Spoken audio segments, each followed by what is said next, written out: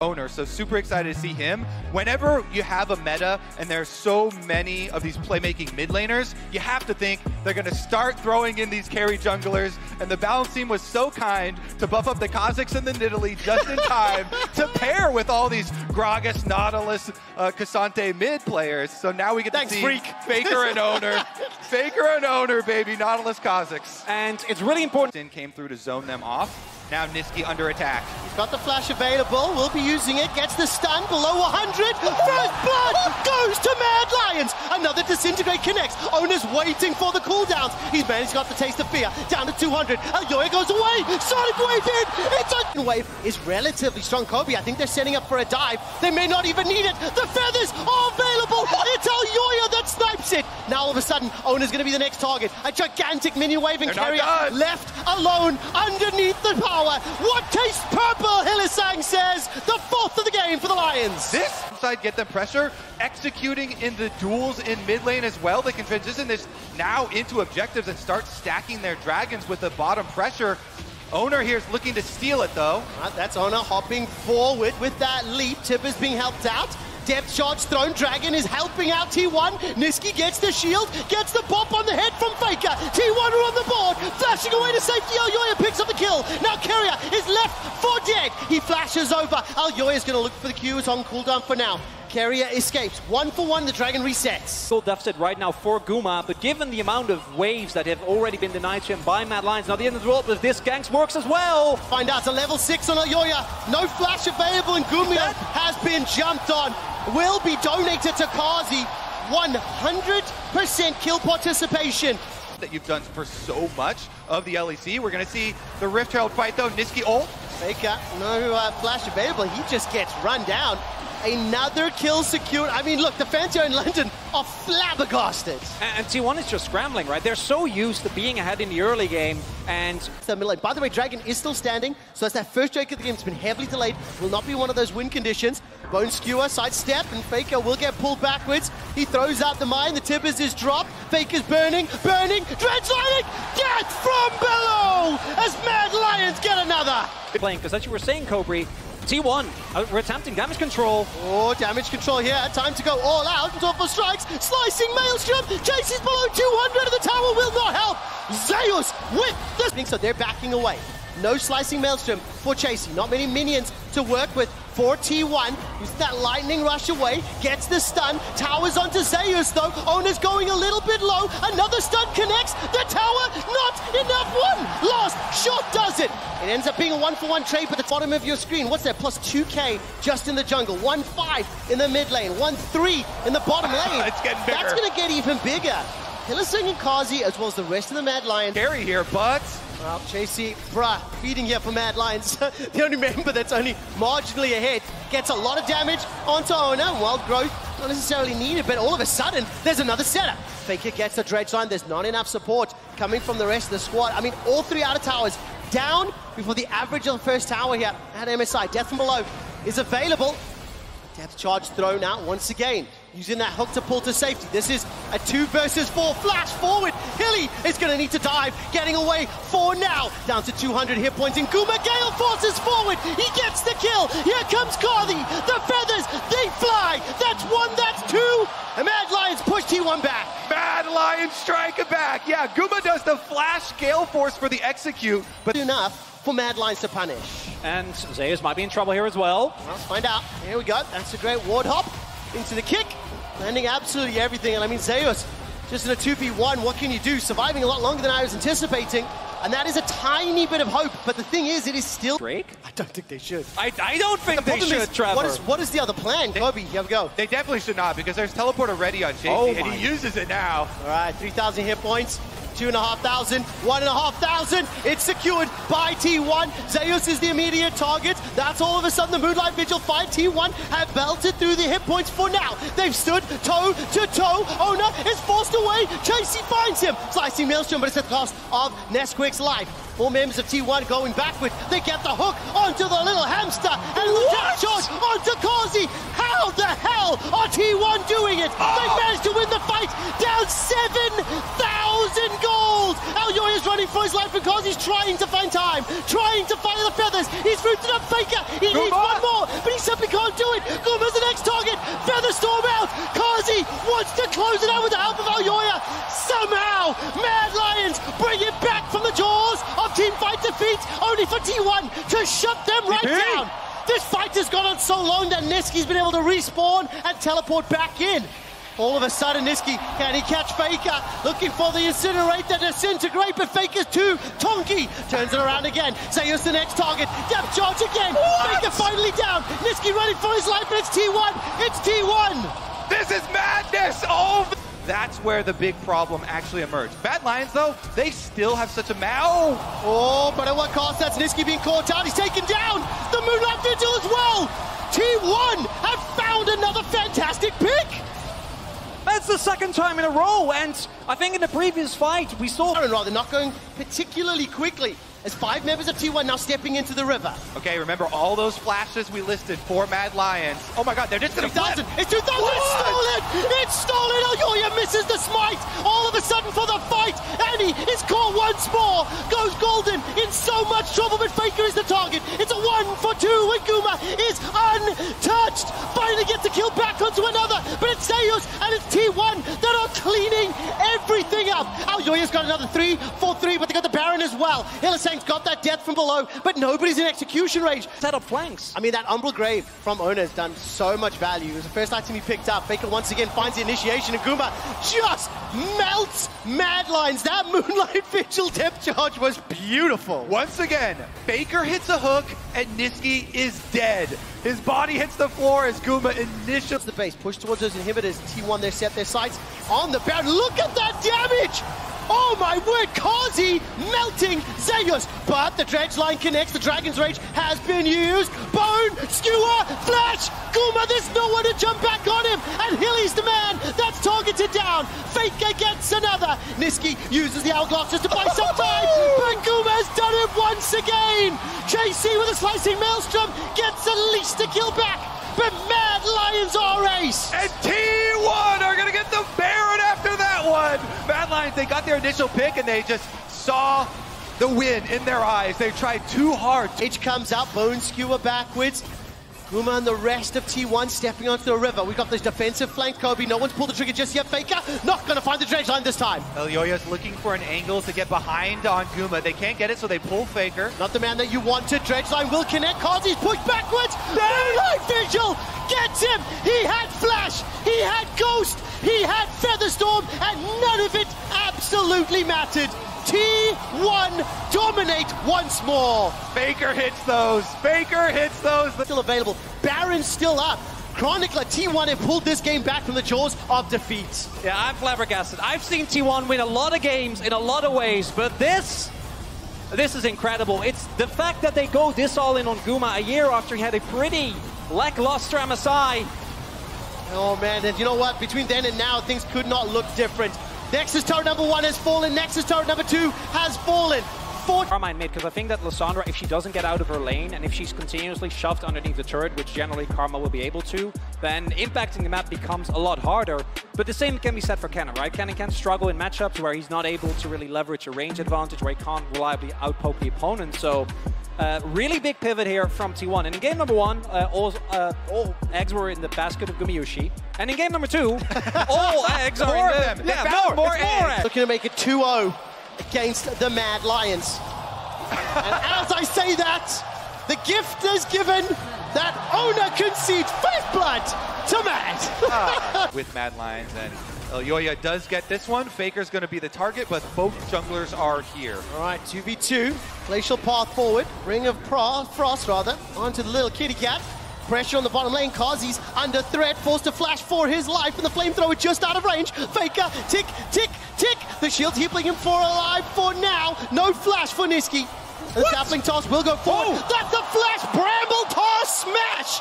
Ona gets... Going to be massive, plus the recall timings here. Boots level 2, Berserker Greave rush for Guma, but mid lane dive. Hilly's here! Ferromancy crash down, ticking. It's Alyoya with the kill. Hylissang will get taken down though. and it's secured by Faker. Now Elyoya the target. Guma is ticking away. He's got the purple gun, got the root down, and got the backup of T1. Another kill to Guma. Yeah, the timing of that dive. Always around whenever any threat is up. Cheeky recall, gonna get spotted. Got the ultimate available. Why are you recalling there? Why are you in the bush? Nisqy gets taken down for a, in my opinion, unforgivable recall occasion. When he was pushing Carzzy into his own tower there, they send the rail back bottom side and they're still making the play top. Looking for the initiation. Chasey's got the maelstrom, manages to get Zeus. He flashes over the wall, chased by Chasey. Zeus still stays alive. Look at those fancy feet. Chasey's on the route, not going to be able to find the kill just yet. Zeus still under the tower. Well, that's going on. 2v2 in the bottom lane. Gumayushi, he's got himself that quiver, looking for the crash down. Hilly turns his attention back to Kiri, gets turned into a munchkin. Finally, Zeus is down. The feathers are pulled backwards, and the Moonlight Vigil is dodged by the Feather Storm. There's no E available. Flash away from Guma and T1. They've got the first of the fight. Guma's looking for the next. The E comes back up. The cleanse keeps the chase alive. Carzzy and Hilly got so close, but damn, they were so far. Now Nisqy's in trouble. Faker's running him down. Goes all out under the tower. The third proc in the queue. Flashed away from underneath the tower and flashed 1-for-1 in the mid lane. And somehow Carzzy escapes. To quickly toggle over to the individual player golds when they get a chance. Nature's Grasp is thrown out. That 2,000 gold, 1,500 of that lead is with Guma. Carzzy gets pushed all the way backwards from a beautiful engage from Ona, and that is 3 more kills to T1. It was just beautiful. And the tower. And they got the Herald from way back, right? When Zeus was able to stay alive, the rest of the team was like, good luck. You try and stay alive as long as you can. We know you're going to go down, but we're going to get the Herald. Lies exquisitely. Plus 2,000. Chasey forced to flash defensively once more. A Kennen running away with flash is nothing you ever want to see. But Zeus is the target. Nature's Grasp is rattling across the Mad Lions. Zeus still stays alive. That shield from the E is huge. All out will send Carzzy packing. The feathers come back, but nobody is dead from T1. Nobody goes down. They get 2 kills and the Mad Lions are routed once more. They threw everything onto tank Karma. That's not the target. And then Faker comes in, he Cassante ults Carzzy out of the... They definitely wanted to cheer that one. Okay, don't put pressure on me, come on. Elyoya and Nisqy, backed up by Hilly. Faker will get rooted in place, locked down, all out. 3 members pushing forward. This isn't the highest damage trio.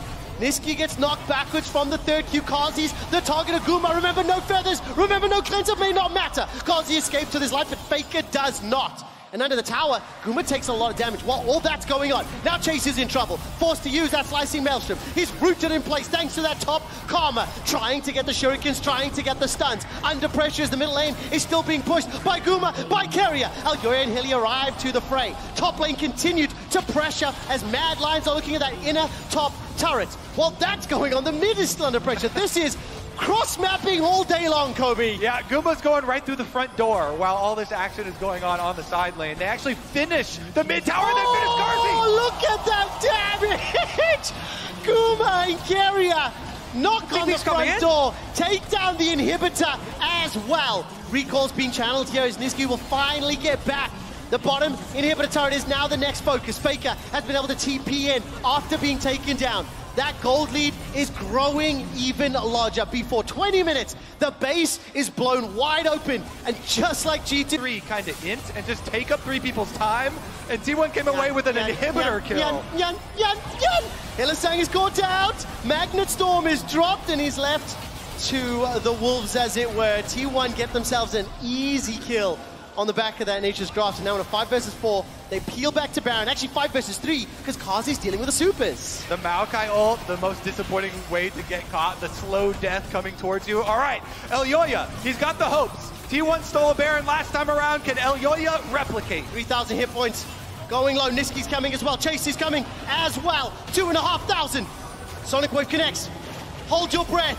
Ladies, gentlemen, everybody else. Polymorph going to be enough to interrupt, and the Baron is just beautifully secured. Chasey is dunked on before any Maelstrom can be channeled. A teleport to the inner top lane turret, and Zeus is there leading the charge for T1. It is just exquisite control. And sometimes T1 Baron setups scare the fans to death. This time around, really cleanly done. Keep it at a safe health total. Then Keria goes in with the heal, gets the polymorph. They burst it down. No steal option available. Yeah, I think the honorable thing from T1 there would be to give it. Yeah, that would be fair. Bad Lions flipped it for you. He'd give you a smite fight. That would have been it, because I will say, as a fan of both League of Legends and Mad Lions, that Baron did not give me that same level of, oh, this is scary, as the game one did, where, of course, Ona was able to jump in. But look, this Red Bull Baron power play already a plus 3k. They already had supers in the middle lane that inhibit overview spawning in a minute and a half. The top lane... And who was just right? What team is Scobie? Oh, here we go. We got chasing the Alyoya's been chased by Faker. Down the bottom lane, here comes chasing from behind. Slicing Maelstrom can finally get some targets. Nature's Grasp will at least hold them in place. I don't think that Maelstrom's been enough. Zeus is low, but where is Guma? So far untouched, so far undamaged, so far unkillable. T1 put together 3-4 quick kills and ace Mad Lions inside their base within Baron buff. T1 dominate game 2. And T1 are 1 win away from a rematch with Gen G in the upper brackets. Maybe they can, put some more pressure on Keria, Guma, Yushin. They do have the Tahm Kench to avoid one of them, but there are so many repeat stunts here and possibilities. Man, this has just been, I'm off balance this pick and ban. So we'll refocus up for the game. The one thing I do like about Twisted Fate, and the one thing that I'm having for some hopium, do you know all that zone control, all that crowd control, the difficulty to get into Yuma? Do you know how you get around that? Just Destiny behind him. You get full vision, you avoid all of that CC. That is true, but if you throw a gold card, Devour is still up, and the rest of your team is looking at... Invade here. Yeah. Niski's in a little bit of danger. Gold card primed, Tongue Lash connects, rockets being fired, Flash, traded for the Ignite, and underneath the tower, Niski loses more than half of his hit points. Oh, the mid-jungle 2v2 that I was so excited for just got really, really difficult for Niski and Elyoya. No flash on the Twisted Blade, plus Elyoya's getting zoned out of his own jungle. Oh, gets knocked backwards. Decimating Smash will force the flash as well. Niski and Elyoya. If that 2v2 was hard already, now it is near impossible. That's a lick onto Kazi, a rocket fired from Guma. Hilly and Kazi stepping back, they will get into lane, but both mid, jungle for Mad Lions have lost their flashes. And this Sign strategy is something that T1 challengers actually pulled out as well, using the Sign early on as a pressure point to generate an advantage for your jungler and making sure that Owner gets the early lead here. Yeah, Zeus went in level 1 and warded the blue buff Gromp area, and then immediately recalled and walked all the way down mid lane to join T1 with the rest of their invade, and now you have 4 people ready and primed to dive bottom. Oh, sapling toss. Gets the slow onto Kazi. Level 3 for Ona. Decimating smashes, sidestep, cleanse, flash. The shield comes up. Zeus is down. Bakuma's on the board. Got himself the kill. And Zombie Scion chases 2-1 to T1. It's literally the same strategy and it works. Mad Lions want Annie to combo up with maybe Twisted Fate in one of the other lanes. Ona, as well as T1, have another plan, however. They've engaged, 3v2 for now. Guma's gonna arrive late to the party. Kazi's already running for his life with that arcane shift. He's ticking, he's burning, he's down. It's another 2 kills to T1 under the tower. And they're not done yet. This minion wave is significant. Elyoya is trying to clear it out. Ona takes a turret shot, but he's fighting into a gigantic minion wave. And Elyoya is running for his life, trying to sacrifice. I don't know, did he get tagged? I think execute ends up landing, so denies another, but that is a gigantic lead already. Continuing to play off the side of the map where they have all this pressure.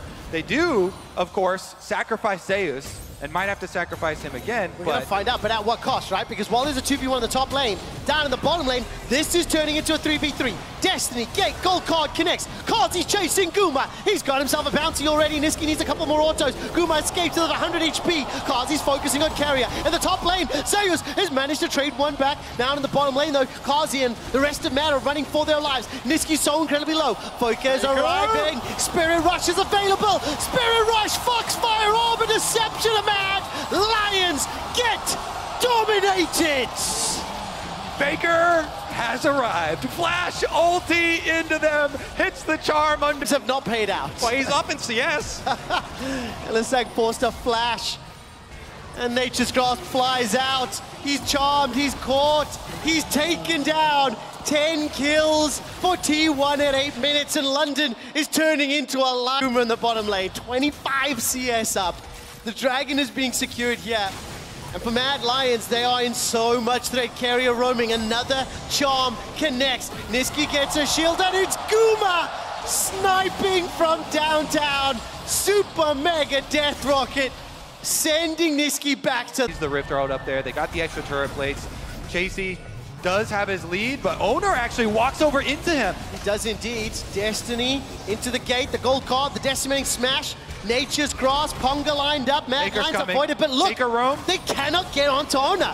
Now, where is Faker? Sonic Wave connects from Alyoya. Dragon's Rage is still up for him. Hilly's the next target. No mana, no flash, no chance. Tower has fallen in the bottom lane. T1, they continue to apply pressure. Charm comes out, wait just yet. Kick back forward under the tower. No chase forward. The Lee Syndrome sends Alyoya to the fountain. And Niski takes so much damage from that Orbit Deception. Carrier is... As well, with 3 members looking for Chasey. No ultimate on the Cassante. Well, let's see what happens here. Devoured and spat back out. Rooted into place, knocked backwards, and that, honestly, it's just beautiful. It's just great to watch. Kraken Slayer is already at, like, late game jinx status. Yeah, all that the carry has to do there is all Faker. All right, let's find out what happens here. Charm is sidestepped. Gold card connects.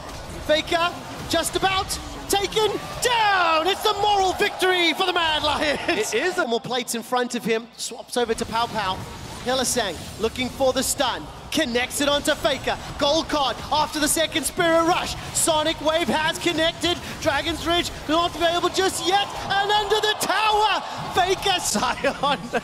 Another tower falls. The engage from Owner onto Niski. And the Mega Death Rocket won't connect this time, but I don't think it matters. Guma turns to Fishbones and picks up his lucky number 7. Carrier goes forward with a dive, forced a flash defensively. True Shot Barrage has been fired and Hilly is being shot down. Faker goes over the wall. The charm won't find it. 16 minutes and the base has been broken open. LCK's top seeds have destroyed LEC's top seeds. And how much more can they get? Kazi is going low. He's taken out. Mad Lions cannot defend their base. At 16.5 minutes, the Nexus turrets are being destroyed. The Nexus could be focused. It's up to Chasey to defend it. Have T1 seriously won a game in 17 minutes? I have never seen a more dominant win from a second seed taking down LEC.